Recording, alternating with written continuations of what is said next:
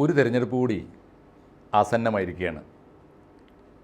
ഞങ്ങൾ മലപ്പുറത്തുകാർക്ക് ഏത് തെരഞ്ഞെടുപ്പ് വന്നാലും ഞങ്ങളുടെ ആദ്യത്തെ ചോദ്യം മുസ്ലിം ലീഗിന് ഈ തെരഞ്ഞെടുപ്പിൽ എന്താണ് സംഭവിക്കാൻ പോകുന്നത് എന്നാണ്. ഈ ലോക്സഭാ തെരഞ്ഞെടുപ്പിൻ്റെ തൊട്ട് മുമ്പ് മലപ്പുറത്തുകാരുടെ മുമ്പിൽ വന്നൊരു ചോദ്യം, അതൊരു പക്ഷേ കേരളത്തിൽ മറ്റു ജില്ലക്കാരെ അത്രയേറെ സ്വാധീനിച്ചിട്ടുണ്ടാവില്ല. ആ ചോദ്യം ഇതാണ്: മുസ്ലിം ലീഗ് ഇടതുപക്ഷത്തോട് അടുക്കാൻ പോകുന്നുണ്ടോ? ഉണ്ടെങ്കിൽ അതെന്നാണ്, ഏത് തെരഞ്ഞെടുപ്പിൽ വരും എന്നൊക്കെയാണ്. അതിനിപ്പോൾ കിട്ടിയിരിക്കുന്ന രാഷ്ട്രീയ വൃത്തങ്ങളിൽ നിന്ന് കിട്ടുന്ന ഒരു ഏകദേശ സൂചന, ഈ ലോക്സഭാ തെരഞ്ഞെടുപ്പ് ഒരു ടോക്കണാണ്, അതൊരു പരീക്ഷണമാണ്. ഈ ലോക്സഭാ തെരഞ്ഞെടുപ്പിൽ UDF ആണ് മുൻതൂക്കം കിട്ടുന്നതെങ്കിൽ അടുത്ത നിയമസഭാ തെരഞ്ഞെടുപ്പിലേക്കുള്ള സൂചനയാണത്. അടുത്ത നിയമസഭാ തെരഞ്ഞെടുപ്പിലും ഇടതുപക്ഷത്തിന് പരാജയം നേരിടാൻ സാധ്യതയുണ്ട് എന്നാണ് ഈ ലോക്സഭാ തെരഞ്ഞെടുപ്പിൻ്റെ സൂചനയെങ്കിൽ അടുത്ത ലോക്സഭാ തെരഞ്ഞെടുപ്പ് കൂടി ജയിക്കാനുള്ള സൂത്രങ്ങളും പദ്ധതികളും ആയി ഇടതുപക്ഷം ആലോചനകൾ തുടങ്ങും. അങ്ങനെയാണെങ്കിൽ ഇടതുപക്ഷത്തിൻ്റെ കയ്യിലുള്ള പോസിറ്റീവായ ആലോചനകൾ വേണ്ടതാണ്. എന്തുകൊണ്ടാണ് ഇടതുപക്ഷത്തിനെതിരായി ജനവികാരം ഉണ്ടെങ്കിൽ അത് എന്തുകൊണ്ട് സംഭവിച്ചു എന്ന് പരിശോധിക്കേണ്ടി വരും. അതിൻ്റെ കാരണങ്ങൾ പരിഹരിക്കേണ്ടി വരും. അതൊക്കെ പോസിറ്റീവായ മാർഗ്ഗങ്ങളാണ്. രണ്ടാമതൊരു മാർഗം കൂടി, രാഷ്ട്രീയമായ മാർഗം കൂടി ഇടതുപക്ഷത്തിൻ്റെ കയ്യിലുണ്ട്. അത് ഇടതുപക്ഷ മുന്നണിയുടെ രാഷ്ട്രീയ ഘടനയിൽ എന്ത് മാറ്റം വരുത്താൻ പറ്റും, പുതിയ കക്ഷികളെ ഇടതുപക്ഷത്തേക്ക് കൊണ്ടുവരാൻ പറ്റുമോ, അങ്ങനെയുള്ള ആലോചനകളിൽ ഒന്നാമത് പരിഗണിക്കപ്പെടുന്ന പേരാണ് മുസ്ലിം ലീഗിൻ്റെ പേര്. മുസ്ലിം ലീഗ് ആണെങ്കിൽ പല കാരണങ്ങളാൽ ഇടതുപക്ഷത്തോട് കഴിഞ്ഞ് കുറച്ച് കാലമായി അടുത്തുകൊണ്ടിരിക്കുകയും ചെയ്യുകയാണ്. അപ്പോൾ ഈ ലോക്സഭാ തെരഞ്ഞെടുപ്പിൽ മുസ്ലിം ലീഗ് ഇപ്പോൾ പയറ്റിക്കൊണ്ടിരിക്കുന്ന ഒരു കാര്യം, UDF ഒരു സീറ്റ് കൂടുതൽ ചോദിക്കുക. 2 സീറ്റേ കിട്ടുള്ളൂ എന്ന് അവർക്കറിയാം. സാധ്യതയുണ്ടെങ്കിൽ ഒരു രാജ്യസഭാ സീറ്റ് കിട്ടിയേക്കും അടുത്ത പരിഗണനയിൽ. അതിന് പോലും UDF നല്ല ഭൂരിപക്ഷത്തോടെ നിയമസഭയിൽ ഭൂരിപക്ഷം വർദ്ധിപ്പിച്ചാലൊക്കെ മാത്രമേ മുസ്ലിം ലീഗിന് ഒരു സീറ്റ് കൊടുക്കാൻ മാത്രമുള്ള രാജ്യസഭാ സീറ്റുകൾ കിട്ടുകയുള്ളൂ. അത് കിട്ടുന്ന കാലത്ത് കിട്ടട്ടെ എന്ന മട്ടിൽ എന്നും 2 സീറ്റ് ഉറപ്പിച്ച് നിർത്തുകയും മലപ്പുറവും പൊന്നാനിയും സീറ്റ് ഉറപ്പിച്ച് നിർത്തുകയും വേണമെങ്കിൽ രാജ്യസഭാ സീറ്റ് എന്ന് പറയുന്ന ഒരു ഓഫർ വാങ്ങിച്ചു വെക്കുകയൊക്കെയാണ് സാധാരണ ചെയ്യാറുള്ളത്. പക്ഷേ ഇത്തവണ മുസ്ലിം ലീഗ് വാശി കൂട്ടിയിട്ടുണ്ട്. മുസ്ലിം ലീഗ് 3 സീറ്റ് കിട്ടിയേ തീരൂ എന്ന് വാശി പിടിക്കുന്നുണ്ട്. എന്തുകൊണ്ട്? സാധാരണ രീതിയിൽ വലിയ ദുർവാശിയൊന്നും പിടിക്കുന്ന കൂട്ടത്തിലല്ല ഏത് മുന്നണിയിലായിരിക്കുമ്പോഴും മുസ്ലിം ലീഗിന് അതിൻ്റെ യാഥാർത്ഥ്യം അറിയാം. 2 സീറ്റ് മതി, സുരക്ഷിതമായിട്ട് ജയിച്ചു പോകാവുന്ന 2 സീറ്റുകളാണ് എന്ന ഒരു ധാരണയിലാണ് അവർ മുന്നോട്ട് പോകുക. പക്ഷേ ഇത്തവണ മുസ്ലിം ലീഗ് 3 സീറ്റിൽ വാശി പിടിക്കുന്നതിൻ്റെ ഒരു കാരണം, ആ കാരണം പറഞ്ഞിട്ട് ഈ ലോക്സഭാ തെരഞ്ഞെടുപ്പോടുകൂടി തന്നെ കോൺഗ്രസ് മുന്നണിയിൽ ഒന്ന് കൊതറുകയും അല്പം ഒരു വിയോജിപ്പും ചെറിയൊരു അനിഷ്ടമൊക്കെ പ്രകടിപ്പിച്ച് വെക്കുക എന്നൊരു നാന്ദി, അത് ഈ ലോക്സഭാ തെരഞ്ഞെടുപ്പിന് ശേഷം അടുത്ത നിയമസഭാ തെരഞ്ഞെടുപ്പിന് മുന്നോടിയായി നടക്കാൻ പോകുന്ന രാഷ്ട്രീയ മാറ്റങ്ങളുടെ ഒരു സൂചനയായിട്ട് ആണ് അത് കാണേണ്ടത്. വേറൊന്നുകൂടി ഈ തെരഞ്ഞെടുപ്പിൽ കാണേണ്ടതുണ്ട്. എനിക്ക് തോന്നുന്നു ഇടതുപക്ഷ മുന്നണിയിൽ ഒരു ഘടകകക്ഷിയായി മുസ്ലിം ലീഗ് വന്നാൽ അത് വരട്ടെ, തീർച്ചയായിട്ടും അങ്ങനെ വരുന്ന സമയത്ത് ചർച്ച ചെയ്യേണ്ടതാണ്. പക്ഷേ അത് വരുന്നതിന് മുമ്പ് തന്നെ മുസ്ലിം ലീഗിനെ രാഷ്ട്രീയമായി സഹായിക്കുന്ന ഒരു നിലപാട് മലപ്പുറം ജില്ലയിൽ കൃത്യമായി ഇടതുപക്ഷം സ്വീകരിച്ചു വരാറുണ്ട്. അറിഞ്ഞുകൊണ്ടല്ല എന്നൊന്നും ഞാൻ പറയില്ല. അതിൻ്റെ ഒരു പ്രധാനപ്പെട്ട സൂചന, മലപ്പുറം ജില്ലയിലെ പ്രധാനപ്പെട്ട മണ്ഡലങ്ങളിലൊക്കെ മുസ്ലിം ലീഗിൻ്റെ പ്രമുഖരായ നേതാക്കന്മാർ മത്സരിക്കുന്ന മണ്ഡലങ്ങളിൽ, പ്രത്യേകിച്ച് ഇന്നത്തെ അവസ്ഥയിൽ PK കുഞ്ഞാലിക്കുട്ടി മത്സരിക്കുന്ന ഏത് മണ്ഡലത്തിൽ മത്സരിക്കുമ്പോഴും ആ മണ്ഡലത്തിൽ എപ്പോഴും ഇടതുപക്ഷത്ത് അത്ര തന്നെ ശക്തനായ ഒരു സ്ഥാനാർത്ഥിയെ നിർത്തിയിട്ട് അതിശക്തമായൊരു മത്സരം ഉണ്ടാക്കാൻ ഒരിക്കലും ഇടതുപക്ഷം ശ്രമിക്കാറില്ല. കുഞ്ഞാലിക്കുട്ടി ദീർഘകാലം മത്സരിച്ചിരുന്ന കുറ്റിപ്പുറം തെരഞ്ഞെടുപ്പിൽ ഇടതുപക്ഷ മുന്നണിയിലെ ഏറ്റവും ദുർബലമായ പാർട്ടിയാണ്. മലപ്പുറം ജില്ലയിൽ കാര്യമായി ഒരു ജനസ്വാധീനം ഒട്ടുമില്ലാത്തൊരു പാർട്ടിയാണ് RSP. ആ RSPക്ക് കുറ്റിപ്പുറം മണ്ഡലം കൊടുക്കുകയും ആ മണ്ഡലത്തിൽ പോലും ആരും അറിയാത്തൊരു സ്ഥാനാർത്ഥിയെ നിർത്തിയിട്ട് നിരന്തരമായി കുഞ്ഞാലിക്കുട്ടിയെ ഒമ്പിച്ച ഭൂരിപക്ഷത്തിന് ജയിപ്പിച്ചു വിടുകയും ചെയ്യുന്നതിൽ ലീഗിൻ്റെ മാത്രം പങ്കല്ല, ഇടതുപക്ഷത്തിൻ്റെയും പങ്കുണ്ടായിരുന്നു എല്ലാ കാലത്തും. ഒരിക്കൽ മാത്രമാണ് ആ കണക്ക് തെറ്റിച്ചത്. അത് മുസ്ലിം ലീഗിൽ നിന്ന് തെറ്റിപ്പിരിഞ്ഞു വന്ന, മുസ്ലിം ലീഗിൽ നിന്ന് രാജിവെച്ചോ മുസ്ലിം ലീഗിൽ നിന്ന് പിണങ്ങിപ്പിരിഞ്ഞു വന്ന KT ജലീൽ ആദ്യമായി കുറ്റിപ്പുറം തെരഞ്ഞെടുപ്പിൽ മത്സരിച്ചപ്പോഴാണ്. അത് ഫലം കണ്ടു. കുറ്റിപ്പുറത്ത് KT ജലീൽ ജയിച്ചു. പിന്നീട് കുറ്റിപ്പുറം മണ്ഡലത്തിൻ്റെ പേര്, കുറ്റിപ്പുറം മണ്ഡലം തന്നെ ഇല്ലാതായി. അത് പിന്നീട് തവനൂർ മണ്ഡലം പോലെ ഉള്ള ഒരു മണ്ഡലത്തിലേക്ക് മാറി. ഇപ്പോഴും തുടർച്ചയായിട്ട് കെ ടി ജലീൽ ജയിച്ചു വരുന്നു. ഇപ്പോഴത്തെയും അവസ്ഥ കുറ്റിപ്പുറം മണ്ഡലത്തിൽ നിന്ന് കുറ്റിപ്പുറം മണ്ഡലം ഇല്ലാതായപ്പോൾ കുഞ്ഞാലിക്കുട്ടി വന്ന് നിന്നത്, കുഞ്ഞാലിക്കുട്ടി പിന്നീട് മത്സരിക്കുന്നത് വേങ്ങര മണ്ഡലത്തിലാണ്. വേങ്ങര മണ്ഡലത്തിലെ തെരഞ്ഞെടുപ്പിലും ഇടതുപക്ഷം കാണിക്കുന്നൊരു ഏർപ്പാട്, നല്ലൊരു മത്സരം കുഞ്ഞാലിക്കുട്ടിക്കെതിരായി പാർട്ടിക്കകത്തും പുറത്തുമൊക്കെ കേരളത്തിലാകെ വമ്പിച്ച എതിർപ്പ് നേരിടുന്ന കാലങ്ങളിലൊക്കെ മലപ്പുറത്ത് തെരഞ്ഞെടുപ്പ് ഗോതയിൽ കുഞ്ഞാലിക്കുട്ടിക്ക് കാര്യമായ എതിർപ്പില്ലാതെ നോക്കാൻ ഇടതുപക്ഷം ശ്രദ്ധിക്കാറുണ്ട്. നല്ലൊരു സ്ഥാനാർത്ഥി, ശക്തനായ സ്ഥാനാർത്ഥിയെ നിർത്തിയിട്ട് വേങ്ങര മണ്ഡലത്തിൽ കുഞ്ഞാലിക്കുട്ടിയെ തോൽപ്പിക്കാനുള്ള കൊണ്ടുപിടിച്ച നീക്കങ്ങളൊന്നും ഇടതുപക്ഷം മലപ്പുറത്ത് നടത്തി കാണാറില്ല. ഈ കഴിഞ്ഞ തെരഞ്ഞെടുപ്പിൽ നമ്മൾ ശ്രദ്ധിച്ചോ, ഇക്കഴിഞ്ഞ നിയമസഭാ തെരഞ്ഞെടുപ്പിൽ വേങ്ങരയിൽ നിന്ന് കുഞ്ഞാലിക്കുട്ടി വമ്പിച്ച ഭൂരിപക്ഷത്തിന് തിരഞ്ഞെടുക്കപ്പെട്ടു.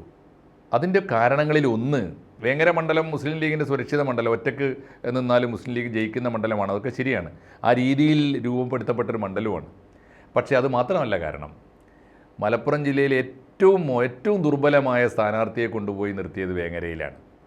ജിജി എന്ന് പറയുന്ന ഡിവൈഎഫ്ഐക്കാർക്ക് മാത്രം, ഡിവൈഎഫ്ഐയിൽ പോലും മുഴുവൻ പേർക്ക് അറിഞ്ഞുകൂടാത്ത ഒരു പാവം പെൺകുട്ടിയെ കൊണ്ടുപോയി വനിതാ പ്രാതിനിധ്യം എന്ന പേരിൽ വേങ്ങരയിൽ കൊണ്ടുപോയി നിർത്തിയിട്ട് അതിന് തൊട്ടു മുമ്പുള്ള തെരഞ്ഞെടുപ്പിൽ അഡ്വക്കേറ്റ് പി ബഷീർ ഉണ്ടാക്കി വെച്ചൊരു മുന്നേറ്റം പോലും പുറകോട്ട് പോകുന്ന മട്ടിൽ കുഞ്ഞാലിക്കുട്ടിയെ ഒട്ടും ക്ഷീണിപ്പിക്കേണ്ട, ഒരു നല്ല മത്സരം പോലും നടത്തേണ്ടതില്ല, ഒട്ടും വിയർക്കാതെ ഒട്ടും കഷ്ടപ്പെടാതെ കുഞ്ഞാലിക്കുട്ടി ജയിച്ചു വരട്ടെ എന്നൊരു നിലപാട് ഇടതുപക്ഷം സ്വീകരിച്ചത് കാണാനുണ്ടായിരുന്നു കഴിഞ്ഞ നിയമസഭാ തെരഞ്ഞെടുപ്പിൽ പോലും. അതുകൊണ്ട് ജിജി എന്ന് പറയുന്ന ഒരു വനിതാ സ്ഥാനാർത്ഥിയെ, വനിതാ മുന്നേറ്റത്തിന് വനിതാ പ്രാതിനിധ്യം കൊടുക്കാനാണ് ഇടതുപക്ഷം ശ്രമിക്കുന്നതെങ്കിൽ ജിജി എന്ന് പറയുന്നൊരു പെൺകുട്ടിയെ, അതും ഡിവൈഎഫ്ഐയുടെ വളർന്നു വരുന്നൊരു നേതാവിനെ കൊണ്ടുപോയി നിർത്തേണ്ടത് വേങ്ങര പോലെ ഒരു സീറ്റിലാണോ? ഒരു വനിതാ നേതാവ് ജയിപ്പിക്കുന്ന മട്ടിൽ മലപ്പുറത്തെ ഒരു മണ്ഡലത്തിൽ, ആകെ തെരഞ്ഞെടുപ്പിൽ ഇടതുപക്ഷത്തിന് ജയിക്കാവുന്ന മണ്ഡലങ്ങളുണ്ടല്ലോ, ഇപ്പോഴും ജയിച്ചു കയറിയ മണ്ഡലങ്ങളുണ്ട്. പൊന്നാനിയിൽ ഇതുവരെ ഒരു വനിതയെ നിർത്തിയിട്ടില്ല, തവനൂരിൽ വനിതയെ നിർത്തിയിട്ടില്ല, നിലമ്പൂരിൽ വനിതയെ നിർത്തിയിട്ടില്ല. ഇപ്പോൾ താനൂരിൽ നിന്ന് ജയിച്ചു വന്നത് അബ്ദുറഹിമാൻ, അവിടുത്തെ കോൺഗ്രസിൽ നിന്ന് വന്ന ഒരാൾ എന്ന നിലയിൽ താനൂർ അത്ര സുരക്ഷിതമായ സീറ്റല്ല എന്നിരിക്കും. പെരിന്തൽമണ്ണയിൽ സാധ്യതയുള്ള സീറ്റാണ് ഇടതുപക്ഷത്തിന്, അവിടെ ഒരു വനിത ഇതുവരെ നിർത്തിയിട്ടില്ല. അപ്പോൾ വനിതാ പ്രാതിനിധ്യം കൊടുക്കുന്നത് ജയിക്കാനല്ല എന്ന് മാത്രമല്ല, വനിതകളെ നിർത്തുന്നത്, ഏറ്റവും ദുർബലരായ വനിതകളെ കൊണ്ടുപോയി നിർത്തുന്നത് പലപ്പോഴും മുസ്ലിം ലീഗിലെ ഏറ്റവും പ്രമുഖരായ നേതാക്കൾക്കെതിരായിട്ടാണ്. പ്രത്യക്ഷത്തിൽ തന്നെ കുഞ്ഞാലിക്കുട്ടിക്ക് അനുകൂലമായൊരു നിലപാട് സ്വീകരിക്കുന്നത് നമുക്ക് കാണാൻ പറ്റും. ഇനി ഈ ലോക്സഭാ തെരഞ്ഞെടുപ്പിലും സംഭവിക്കാൻ പോകുന്നത് എന്താണ്? തെരഞ്ഞെടുപ്പിൻ്റെ ചിത്രം വ്യക്തമായിട്ടില്ല, ആരായിരിക്കും സ്ഥാനാർത്ഥികൾ എന്നൊന്നും ഇതുവരെ ഏതാണ്ട് വ്യക്തമായി വരുന്നതേ ഉള്ളൂ. എന്തായാലും കേട്ടത്, ഇപ്പോൾ അനൗദ്യോഗികമായി പുറത്തു വന്ന വിവരം വെച്ച് മലപ്പുറം ലോക്സഭാ മണ്ഡലത്തിൽ, പൊന്നാനി ലോക്സഭാ മണ്ഡലത്തിലും ഇടതുപക്ഷത്തിൻ്റെ സ്ഥാനാർത്ഥികൾ ആരായിരിക്കും? ആ കൂട്ടത്തിൽ ഇടതുപക്ഷത്തിന് മുസ്ലിം ലീഗിൻ്റെ ഏറ്റവും സുരക്ഷിതമായ മണ്ഡലം മലപ്പുറം മണ്ഡലമാണ്. മലപ്പുറം മണ്ഡലത്തിലെ സ്ഥാനാർത്ഥിക്ക്, മലപ്പുറം മണ്ഡലത്തിലെ മുസ്ലിം ലീഗിൻ്റെ സ്ഥാനാർത്ഥി ആരാവട്ടെ, അത് പ്രഖ്യാപിക്കാൻ പോകുന്നതേ ഉള്ളൂ. ആ സ്ഥാനാർത്ഥിക്കെതിരായിട്ട് പ്രബലനായ ഒരു സ്ഥാനാർത്ഥിയെ നിർത്തി മത്സരിപ്പിക്കാൻ പലപ്പോഴും ശ്രമിക്കാറില്ല. ഈ തെരഞ്ഞെടുപ്പിലും അത് തന്നെയാണ് ഗതി. ഒരിക്കൽ മാത്രമാണ് ആ മണ്ഡലത്തിൽ, പണ്ട് മഞ്ചേരി എന്ന പേരുണ്ടായിരുന്ന കാലത്ത് ആ മണ്ഡലത്തിൽ ഒരിക്കൽ മാത്രം ഒരു നല്ല തെരഞ്ഞെടുപ്പ് നടന്നു, ആ തെരഞ്ഞെടുപ്പിൽ ജയിച്ചു. അങ്ങനെയാണ് ടി കെ ഹംസ ചരിത്രത്തിൽ ആദ്യമായി ലോക്സഭാംഗമായി തെരഞ്ഞെടുക്കപ്പെട്ടത്. അതിന് ശേഷമോ അതിന് മുമ്പോ അത്തരത്തിലൊരു നീക്കം നടന്നിട്ടില്ല.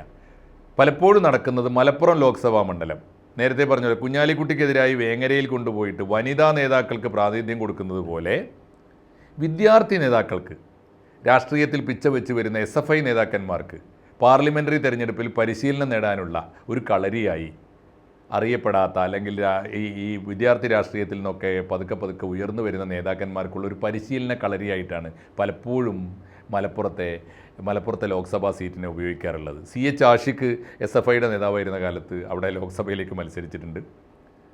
അത് കഴിഞ്ഞിട്ട് സാനു SFIയുടെ നേതാവായിരുന്ന കാലത്ത് മത്സരിച്ചിട്ടുണ്ട്. ഇപ്പോൾ കേൾക്കുന്നത് വസീഫിൻ്റെ SFI നേതാവായ പുതിയ SFI നേതാവിൻ്റെ പേരാണ്. ഇങ്ങനെ SFI നേതാക്കന്മാർക്ക് പാർലമെൻ്ററി രാഷ്ട്രീയം പഠിക്കാനുള്ള ഗോതയായി, ഒരു കളരിയായിട്ടൊക്കെയാണ് പലപ്പോഴും മലപ്പുറം മണ്ഡലം ഉപയോഗിക്കുന്നത്. ഇതിനർത്ഥം ഈ തെരഞ്ഞെടുപ്പ് പലപ്പോഴും മലപ്പുറം ജില്ലയെ, പ്രത്യേകിച്ച് മലപ്പുറം ജില്ലയിലെ മുസ്ലിം ലീഗിൻ്റെ പ്രബലരായ നേതാക്കന്മാർ, മുഖ്യ നേതാക്കന്മാർ ജയിച്ചു വരുന്ന സീറ്റുകളെ ഇടതുപക്ഷം കാണുന്നത് ആ നേതാക്കന്മാർക്ക് കൂടി സൗകര്യം ചെയ്തു കൊടുക്കുക എന്ന മട്ടിൽ, അവർ സുരക്ഷിതരായി ജയിച്ചോട്ടെ എന്ന മട്ടിൽ, അവരെ വിയർപ്പിക്കുന്ന മട്ടിൽ കനത്ത ഒരു മത്സരമുണ്ടാക്കാൻ പോലും പലപ്പോഴും ശ്രമിക്കുന്നില്ല എന്നതാണ് ഏറ്റവും സങ്കടകരമായൊരു കാര്യം. മലപ്പുറത്തെ ചിത്രം അതാണ്. പൊന്നാനിയിലെ ചിത്രം ഇപ്പോൾ പുറത്തു വന്നിരിക്കുന്നത് സാമാന്യം ഭേദപ്പെട്ട ഒരു സ്ഥാനാർത്ഥിയെ മുസ്ലിം ലീഗിൽ നിന്ന് പിണങ്ങി നിന്ന, മുസ്ലിം ലീഗിൽ നിന്ന് നടപടിയെടുത്ത് പുറത്താക്കപ്പെട്ട KS ഹംസ എന്ന സമ്പന്നനായ ഒരു ലീഗ് നേതാവിനെ അടർത്തിക്കൊണ്ടുവന്ന് പൊന്നാനിയിൽ മത്സരിപ്പിക്കുന്നുണ്ടെങ്കിൽ അത് ആശാവഹമാണ്. തീർച്ചയായിട്ടും അതിൻ്റെ റിസൾട്ട് എന്തായിക്കൊള്ളട്ടെ. പക്ഷേ മുസ്ലിം ലീഗ് സ്ഥാനാർത്ഥിക്കെതിരായി പ്രബലനായ ഒരു എതിരാളിയെ നിർത്തണമെന്നും ആ മണ്ഡലം തിരിച്ചു പിടിക്കാനുള്ള ശ്രമങ്ങൾ നടത്തണമെന്നുമുള്ള മോഹമെങ്കിലും പൊന്നാനി സ്ഥാനാർത്ഥിയിൽ കാണാനുണ്ട്. പക്ഷേ അപ്പോഴും മലപ്പുറം മണ്ഡലത്തിൽ ഒരു നല്ല തെരഞ്ഞെടുപ്പ് നടത്തണമെന്ന് പോലും ഇടതുപക്ഷത്തിന് ആഗ്രഹമില്ല എന്ന് വേണം കരുതാൻ. ഇങ്ങനെ പോയാൽ മലപ്പുറത്തെ തെരഞ്ഞെടുപ്പ് ഗോതയെ സൂക്ഷ്മമായി കാണുന്ന, ഒരു തമാശയായിട്ട് മലപ്പുറത്തെ തെരഞ്ഞെടുപ്പിനെ നിരീക്ഷിക്കുന്ന ഇടതുപക്ഷത്തിൻ്റെ അനുഭാവികൾക്ക് പോലും ഒരു കാര്യം കാണാൻ പറ്റും. മുസ്ലിം ലീഗ് ഇടതുപക്ഷ മുന്നണിയിൽ വന്നാലും ഇല്ലെങ്കിലും ഇത്രയും കാലം UDFൻ്റെ ഭാഗമായി നിന്നിട്ട് മുസ്ലിം ലീഗ് മത്സരിക്കുമ്പോഴും മനസ്സുകൊണ്ട് മുസ്ലിം ലീഗിൻ്റെ നേതാക്കന്മാരെ പിന്തുണക്കുകയും മുസ്ലിം ലീഗിൻ്റെ നേതാക്കന്മാരെ ജയിപ്പിച്ചു വിടുകയും മുസ്ലിം ലീഗിൻ്റെ നേതാക്കന്മാരെ ഒട്ടും കഷ്ടപ്പെടുത്താതെ അവരെ ഒന്ന് വീർക്കുക പോലും ചെയ്യാതെ അനായാസം ജയിച്ചു കയറാനുള്ള ഒരു സൗഹൃദപരമായ മനസ്സ് സൂക്ഷിക്കുകയും ചെയ്യുന്നൊരു സ്വഭാവം, അങ്ങനെ ഒരു രാഷ്ട്രീയ സംസ്കാരം മലപ്പുറം ജില്ലയിൽ ഇടതുപക്ഷത്തിനുണ്ട്. അത് ഇത്തവണയും ആവർത്തിക്കുന്നത് കാണാനാണ്, ചരിത്രത്തിൻ്റെ ഒരു കൗതുകം പോലെ ആ തമാശ കാണാനാണ് മലപ്പുറത്തിന് ഇത്തവണയും വിധി എന്നാണ് ഞാൻ വിചാരിക്കുന്നത്. എപ്പോഴൊക്കെ മലപ്പുറത്ത് ഗൗരവമായ മത്സരങ്ങൾ ആവശ്യമായ സന്നാഹങ്ങളോടും ഒരുക്കങ്ങളോടും കൂടി എപ്പോഴൊക്കെ നടത്തിയിട്ടുണ്ടോ അപ്പോഴൊക്കെ ഇടതുപക്ഷത്തിന് വിജയമുണ്ടായിട്ടുണ്ട്. അങ്ങനെയാണ് ഇടതുപക്ഷത്തിൻ്റെ നയപരിപാടികൾ മുറുകെ പിടിച്ചുകൊണ്ട് ഇടതുപക്ഷം മുസ്ലിം ലീഗ് രാഷ്ട്രീയത്തെ രാഷ്ട്രീയമായി അതിശക്തമായി നേരിട്ടുകൊണ്ട് രാഷ്ട്രീയമായൊരു പോരിന് കച്ചകെട്ടി ഇറങ്ങിയാൽ ജയിച്ച പാരമ്പര്യമുണ്ട്. മലപ്പുറം ജില്ലയിലെ എല്ലാ നഗരസഭകളും ജയിച്ചിട്ടുണ്ട്. മലപ്പുറം ജില്ലയിലെ മഹാഭൂരിപക്ഷം പഞ്ചായത്തുകൾ ഇടതുപക്ഷം ജയിച്ചിട്ടുണ്ട്. മലപ്പുറം ജില്ലയിലെ ലോക്സഭാ സീറ്റ് പോലും ജയിച്ചിട്ടുണ്ട്. മലപ്പുറം ജില്ലയിലെ പ്രധാനപ്പെട്ട നിയമസഭാ മണ്ഡലങ്ങളൊക്കെ ജയിച്ചിട്ടുണ്ട്. പക്ഷേ ജയത്തിൽ നിന്ന് പാഠം ഉൾക്കൊണ്ടിട്ട് ആ മാതൃകയിൽ കൂടുതൽ ശക്തമായ മത്സരങ്ങൾക്ക് വേണ്ടി കളമൊരുക്കുകയല്ല, പിന്നെയും പുറകോട്ട് പോയി ഈ ഒരു സൗകര്യപൂർവമായ ഒത്തുകളി പോലെ പ്രത്യക്ഷത്തിൽ ജനങ്ങൾക്ക് തോന്നുന്ന മട്ടിൽ വലിയ നേതാക്കന്മാർ തമ്മിൽ, വമ്പന്മാർ തമ്മിൽ എപ്പോഴും ഒന്നാണ്, അവർ പരസ്പരം സഹായിക്കുകയാണ് എന്ന ഒരു തോന്നൽ, രാഷ്ട്രീയാതീതമായ ഒരു മുന്നണി അണിയറയിൽ എവിടെയോ പ്രവർത്തിക്കുന്നു എന്ന തോന്നൽ, വലിയ നേതാക്കന്മാർ തമ്മിൽ എപ്പോഴും പരസ്പരം സഹകരിച്ചും സഹായിച്ചും മുന്നോട്ട് പോകുന്ന ഒരു രീതിയാണ് മുസ്ലിം ലീഗിനോട് ഇടതുപക്ഷം പുലർത്തുന്നത് എന്ന് വന്നാൽ മുസ്ലിം ലീഗിനെതിരായി രാഷ്ട്രീയ പ്രവർത്തനം നടത്തുന്ന മലപ്പുറം ജില്ലയിലെ ഇടതുപക്ഷത്തിൻ്റെ ഭാവി ഇനിയും ദുർബലമാവാനാണ് സാധ്യത. മലപ്പുറം ജില്ലയിലെ ഇടതുപക്ഷ പ്രവർത്തകന്മാരുടെ ആത്മവിശ്വാസം കുറച്ചു കൊണ്ടുവരാൻ മാത്രമേ ഇത്തരം നയപരിപാടികൾ ഉപകരിക്കുകയുള്ളൂ എന്ന് ഈ ലോക്സഭാ തെരഞ്ഞെടുപ്പിൻ്റെ സ്ഥാനാർത്ഥികൾ പുറത്തു വരുന്നതിന് തൊട്ട് മുമ്പ് മലപ്പുറത്തെ ഒരു സാധാരണ വോട്ടർ എന്ന നിലയിൽ എൻ്റെ ആശങ്ക ഞാനിവിടെ പങ്കുവെക്കട്ടെ. നമസ്കാരം. കൂടുതൽ വാർത്തകളും വിശേഷങ്ങളും നിങ്ങളിലേക്ക് എത്താൻ ABC മലയാളം സബ്സ്ക്രൈബ് ചെയ്യുക, ബെൽ ബട്ടണും അമർത്തുക.